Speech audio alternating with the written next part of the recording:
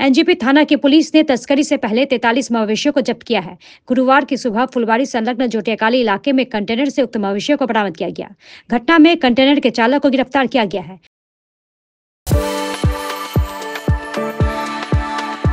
We are the dreamers, the achievers, and the leaders. Come, join us today. Police सूत्रों के अनुसार गुप्त सूचना के आधार पर सिलीगुड़ी जलपाईगुड़ी राष्ट्रीय राजमार्ग पर फुलबाड़ी संलग्न जोटियाकाली इलाके में कंटेनर को रोककर एनजेपी थाना की पुलिस ने तलाशी ली। इस दौरान कंटेनर से 43 मवेशी बरामद हुए। मवेशियों को पांचीपारा से असम ले जाया जा रहा था। गिरफ्तार चालक को कल जलपाईगुड़ी जिला अदालत में पेश किया जाएगा।